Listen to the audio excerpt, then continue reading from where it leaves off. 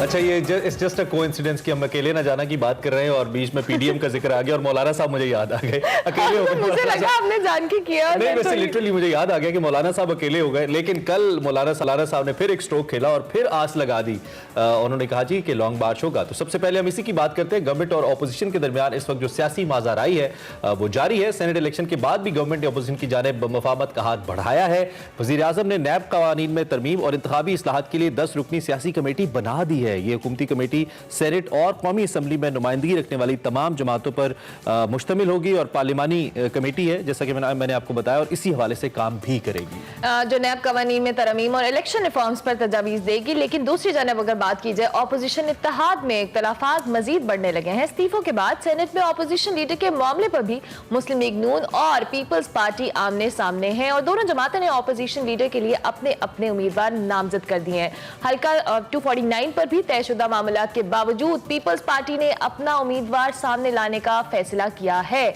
इख्तलाफात के बावजूद बात की जाए तो मौलाना फजल रहमान पीडीएम इत्तेहाद को साथ लेकर मजीद आगे बढ़ने के लिए मुतहरिक हैं और राबतों का सिलसिला भी जारी है। उन्होंने हालिया दिनों में नवाज शरीफ और आसिफ अली जरदारी से अलग अलग टेलीफोनिक राबते किए और अगर बात की जाए गुज़िश्ता रोज की तो जाती उमरा लाहौर में मरियम नवाज और हमजा शहबाज से मुलाकात भी की। बिल्कुल, और एक मीडिया टॉक भी की जिसमें उन्होंने ऐलान किया कि 26 मार्च को मरियम नवाज की नैब की पेशी के मौके पर पीडीएम के लाखों कारकुन साथ जाएंगे और जबकि पीडीएम कायदीन मरियम नवाज के साथ शाना बशाना होंगे। उधर मरियम नवाज ने लाहौर में वर्कर्स कन्वेंशन से धुआंधार खिताब किया, गवर्नमेंट और इदारों से मुताल्लिक सख्त लहजा अपनाया और शदीद तनकीद भी की। हमने देखा उन्होंने वाजे किया कि जितनी कुर्बानियां देनी थी दे चुके, अब हिसाब देने का नहीं हिसाब लेने का वक्त है। मरियम नवाज ने यह भी ऐलान किया कि 26 मार्च को नैब जरूर जाऊंगी, अगर कोई गड़बड़ करने की कोशिश की गई तो भरपूर मुकाबला करेंगे। और मरियम साहब कि मैंने डेथ सेल में वक्त गुजारा है, मैं किसी से डरती वरती नहीं हूं। जिस सूरत हाल किस जानिब जा रही है, खास जब आप पेशी के लिए जा रहे हैं और वर्कर्स को लेकर जा रहे हैं, पहले भी एक तसादुम हुआ था, आपको याद है,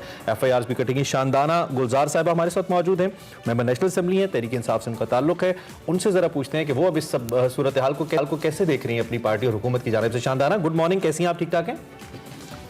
गुड मॉर्निंग जी, अल्लाह का शुक्र, आप खैरियत से हैं? बड़ी अल्हम्दुलिल्लाह, बड़ी फ्रेश मॉर्निंग हमारी होती है, but when we see this situation जो पॉलिटिक्स के अंदर होती है तो गर्मा गर्मी सी महसूस होती रहती है अक्सर, और अभी भी ऐसा ही लग रहा है। तो ये जो कल खिताब था मरियम नवाज का कि नैब उनको बुला रही है और मौलाना ने भी कहा कि लग रहा है कि नैब एक कठपुतली इदारा बन गया है, उनकी स्टेटमेंट्स ऐसी इदारों के खिलाफ आ रही हैं, हुकूमत इस पर अब क्या राय रखती है, क्या हिकमत अमली रखती है? शुक्रिया जी। अक्सर मैंने देखा है कि जब सियासी बातें होती हैं तो पीटीआई से एक गिला किया जाता है कि आप क्यों नैब को सियासी इंतकाम के लिए इस्तेमाल करते हैं, लेकिन फिर मुझे वही घिसी पिटी बात दोबारा करनी पड़ती है कि नैब बनाया किसने, नैब को रहने किसने दिया इस फॉर्म में, नैब के बेशतर मौके आए चेंज करने के, इसको तब्दील करने के, क्यों नहीं किया गया? क्योंकि ये एक हुक्मरानों का एक हथियार कह लें जो एक दूसरे के खिलाफ पीपल्स पार्टी और PMLN ने इस्तेमाल किया। अब जब हम नैब रिफॉर्म की बात करते हैं तो, और ये मैं शुरुआत से बात कर रही हूँ, जब हमारी हुकूमत इमरान खान साहब की हुकूमत आई है तो तब से नैब रिफॉर्म पे ये लोग मसले अड़ाते थे। बीच में NRO की बात आ जाती थी कि जी पुराने केस खत्म करें फिर नए केसों पे हम बात करेंगे। तो खुदा इस बात के गवाह है, बहुत अच्छे अच्छे लोग असेंबली में तमाम पार्टियों से वो इस बात के गवाह हैं कि हमने बहुत दफा कोशिश की कि नैब कवानीन को बदलें, लेकिन ये बीच में कंडीशन ले आते थे जिससे हम कहते हैं ना कंडीशन प्रेसिडेंट, कि पहले पुराने केसेस तो खत्म करें। मेरी बात सुने, अगर हम ये आम पाकिस्तानी को, मुझे और आपको ये बात कहते हैं कि जी जिसने 10,000 चुराया, 20,000 चुराया है, उसका केस तो खत्म पुराना नहीं हो सकता, लेकिन जिसने अरबों चुराए हैं उसका आप केस खत्म कर दें। तो ये जो हम कहते हैं कि दो नहीं एक पाकिस्तान, तो क्या रह जाएगा हमारे मुंह पे? और फिर पीटीआई में बाकी जमातों में फर्क क्या रह गया कि हम भी अगर इस सौदेबाजी में पड़ गए और अवाम को हम क्या मुंह दिखाएंगे? पीटीआई तो चली जाएगी, फिर इन लोगों ने वापस आ जाने, फिर क्या होना है थानों में, इन कचहरियों में? मसला सिर्फ ये है कि आम पाकिस्तानी का क्या होगा। ठीक है शाहनाज साहब, अगर हम इलेक्शन रिफॉर्म्स के लिए हवाले से बात करें या नैब कवानीन में तरमीम के हवाले से कह रहे थे, गवर्नमेंट बहुत मुतहरिक नजर आ रही है, ऑपोजिशन को एतमाद में लेना कितना चैलेंजिंग होगा? और अगर ऑपोजिशन एक पेज पर नहीं आती गवर्नमेंट के साथ तो फिर गवर्नमेंट की क्या स्ट्रैटेजी होगी? देखिए, जिस दिन तमाम MNAs ने हल्फ उठाया था 13 अगस्त 2018 को, तो उसी दिन अगर ये लोग हल्फ ना उठाते तो शायद इनकी जो एक ऑपोजिशन है, चाहे वो पीडीएम से पहले की मैं बात कर रही हूँ, शायद उसमें जरा दम होता, उसमें कोई मॉरल एथिक्स, कोई मॉरल वैल्यूज होती। उस दिन तो उन्होंने ओथ उठा लिया। फिर उसके बाद बाकायदा अगर आपको याद है लड़ाई हुई थी कि जी पब्लिक अकाउंट्स कमेटी का चेयरमैन कौन होगा। तो इसका मतलब ये है कि उस हुकूमत में उस हद तक तो यकीन रखते हैं, इस इलेक्शन में यकीन रखते हैं जहां तक इनको चेयरमैनशिप या पार्टी कोई पोजीशन मिलनी हो असेंबली में, या अगर जिस तरह हमारे बहुत सारे एमएनएज जो नाराज थे पीटीआई से, आपको अच्छी तरह पता है वो कौन है, उन्होंने तनख्वाही नहीं ली पिछले 2-3 सालों से क्योंकि वो वज़ीर आज़म से कुछ चीजों पे खासकर कराची की बातों पे नाराज थे। तो उन्होंने एक कहते हैं ना उसूली एक मौकफ लिया। अपोजिशन वाले ना अपनी तनख्वाहें रोकी, ना कमेटी की टीएडीए रोके, ना उन्होंने लॉजेस खाली किए।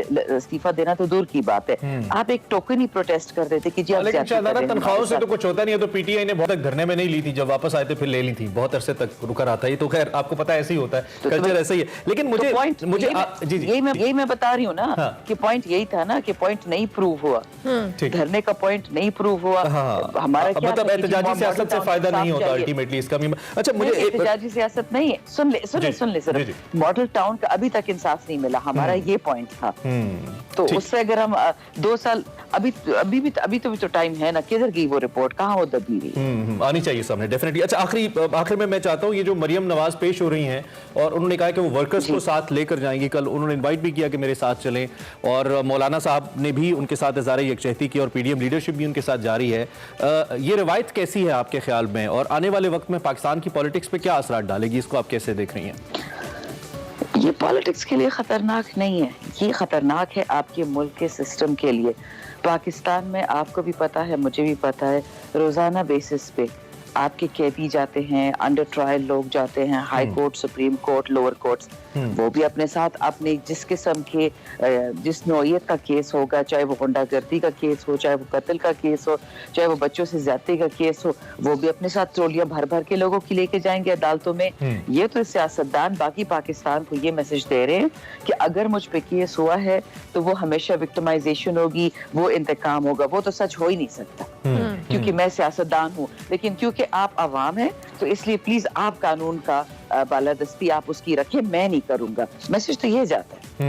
ठीक है, बहुत शुक्रिया आपका Shandana, thank you very much. सुबह आपने हमें ज्वाइन किया और इस अहम मौजू पे हमारे साथ अपनी राय शेयर की। हमारे साथ शानदाना गुलजार साहिबा मौजूद थी, तहरीक इंसाफ की सीनियर रहनुमा, और उनका ये कहना था कि ये कल्चर पॉलिटिक्स के लिए तो शायद ठीक हो, अगर हम बात करें पाकिस्तान के सिस्टम की या पाकिस्तान के इदारों के लिए तो डेफिनेटली उसके लिए ठीक नहीं। और पहले एक पेशी मरियम साहिबा की ऐसी हो चुकी है जिसमें तसादुम हुआ था, बहुत सारी FIRs भी कटी थी, अभी दोबारा शायद वही पिक्चर रिपीट होने जा रही है। लेकिन पॉलिटिकली जो सिनेरियो बन रहा है, बर्दाश्त का जो एक कल्चर है वो खत्म हो रहा है। और ये बर्दाश्त वाकई अदम बर्दाश्त बढ़ रही है। एग्जैक्टली, ये बढ़ रही है। और इसी नोट पर हमें एक ब्रेक लेनी है, ब्रेक के बाद हाजिर होंगे। आप देखते रहिए एक्सप्रेसो।